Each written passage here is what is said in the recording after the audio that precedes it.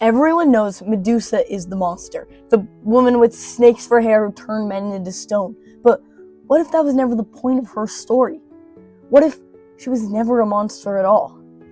I'm writing a retelling of the myth of Medusa, and today I want to talk about why and how I turned her into something other than a monster without just telling the exact same story that other retellings have done. Hello everybody, long time no see! So the first thing that is important to know how I kind of changed the way Medusa's story is normally told is knowing the original story. Now, in the original myth, Medusa stands as an obstacle, as something that only exists to be defeated. Like, she is the monster that exists to be killed. That is all she really stands for.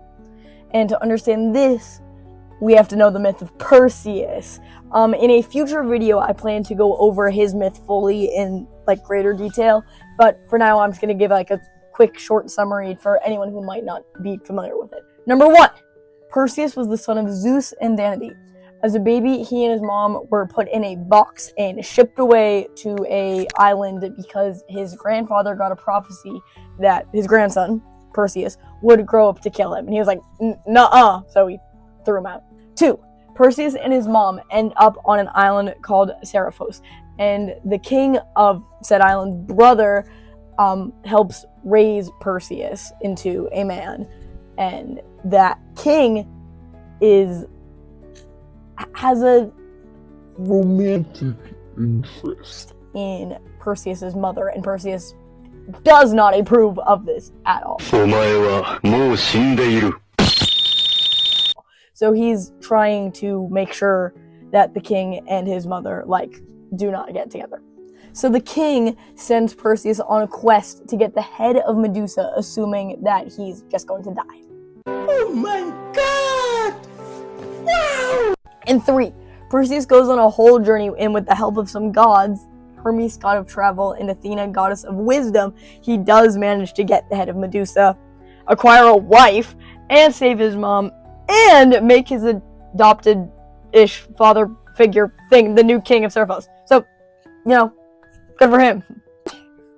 There are many different versions of this myth, and some details may vary, but that is normally how it goes. In every version, Perseus is tasked with killing Medusa, and in every version, he is the hero. Well, not this one. I, like many others of all ages, grew up hearing a lot about Greek mythology. This little book right here was one of my favorite things I read once I was old enough to read. And of course, I later grew up to read all 3 Percy Jackson series, and I read the Odyssey and the Iliad in one sitting when I was 12 on vacation.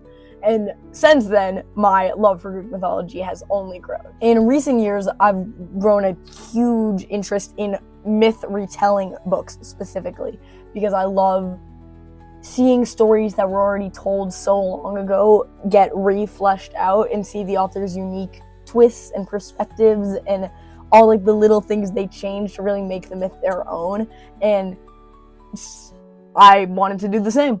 The myth of Medusa always stood out to me because as a kid, I loved Perseus' story.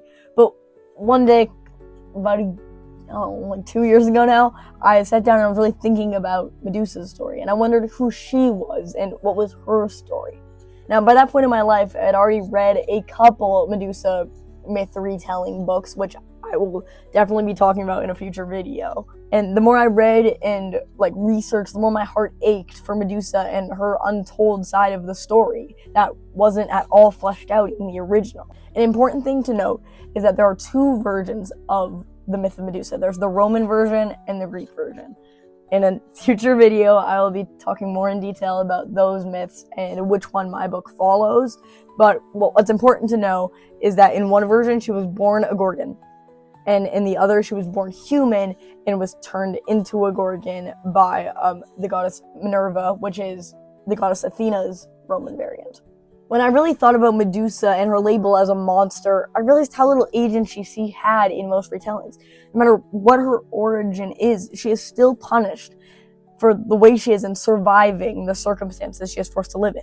She exists to bring a happy ending to someone else. But what about her? What about her life before she was a challenge for the hero to slay? What about that potential after that she never got to experience? Well, I have some of those answers for you in the book I'm writing called Heart and Stone. This is not just another Medusa retelling of how she became the monster the myth describes her as. This book is set with Medusa living on her island, Saprodon, with her two sisters over a decade before Perseus is meant to come to her island and, Instead of asking how Medusa became a monster, I asked what she might have become if someone came along and allowed her to be human. Not literally, she's still very much the scary snakehead lady who turns anyone who gazes into her eyes into stone, but her heart is allowed to be human. It's allowed to soften from a monster to a mother. This isn't a story about punishment or torture or exile, or at least not fully. This is a story about family. Medusa's entire story relies on perspective. In the original, it's from Perseus' perspective, where she is the monster that he must slay to save his mother and get his happy ending. She's an obstacle, a challenge, a fight. But this story isn't his perspective. But it also isn't fully Medusa's. What? Bro, what are you talking about, man? This story is about a young boy named Amaro, a blind child cast out by his ashamed parents, convinced they'd be punished by the gods, and given to a sailor tasked with dumping the toddler on a faraway island. Sound familiar? It should. Medusa and her sisters have been living on this island in isolation for centuries, and they've grown cold from the fear and the heartache and the pain that they've endured. In an ordinary retelling, it can be assumed they'd stay this way until Perseus arrives to end Medusa. But that's where Amaro's role comes into play. Amaro, a helpless, scared, alone, barely toddler, is found by Medusa late at night while she's patrolling the island. Medusa, who had grown accustomed to all those who enter her island turning to stone and their last expressions being one of fear, expects that to be the outcome of this child too. Nope! Like I said, folks, Amaro is blind. Well, I've seen debate in the past on whether it would make a difference if someone was blind and they might still be affected by Medusa's whole wacky, scary, eye-turny to stone freaky thing. I personally think that would make zero sense, and it's my book, so, I make the rules. So, Amaro isn't affected by Medusa's curse, and therefore he survives their first encounter. And Medusa is very startled by this. I mean, why would she expect this to happen? There's just a random kid on her island now. She considers leaving him on the beach to pretend this never happened, or throwing him back in the water, but despite all of her first instincts, she can't find it in herself to harm him or leave him somewhere where he will be harmed. So she takes him in, telling herself it's just until she'll figure out somewhere else she can send him. I think we can all guess how that plan goes. So now Medusa and her sisters have unwillingly taken a child into their care. Well, more like Medusa tried to make him a split responsibility, and her sisters were like, no, this is yours. Oh, what the fuck? Why is there a lion? Anyway, Medusa takes the boy and raises him as her adopted son. That is the story of Heart and Stone. It isn't just another Medusa retelling about her pain.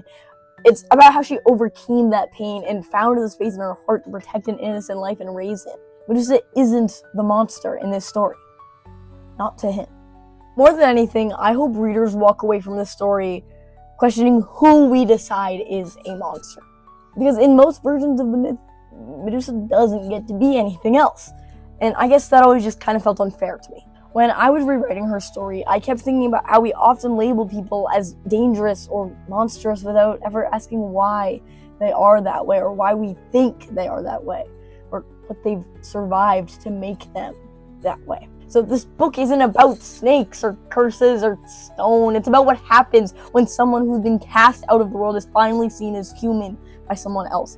Specifically, when they find someone who's just as outcasted as they are. I hope readers come away feeling a little bit more compassion, not just for Medusa, but for anyone who's been misunderstood, feared, or turned into a story that just isn't theirs. And maybe when they hear the word monster, they'll stop and ask themselves, who really decided that? So, If you're interested in myth retellings, found family stories, or reimagining characters were never given a chance, I'm documenting my journey writing this book here, along with daily short videos on my TikTok, Instagram, and right here on YouTube Shorts. I'll be talking more about my writing process, the mythology behind it, and answering questions as I go. So if that sounds like your thing, feel free to stick around and join the Discord server for more. All links will be put in the description. Thank you for listening, and I'll see you this time next month. Bye-bye!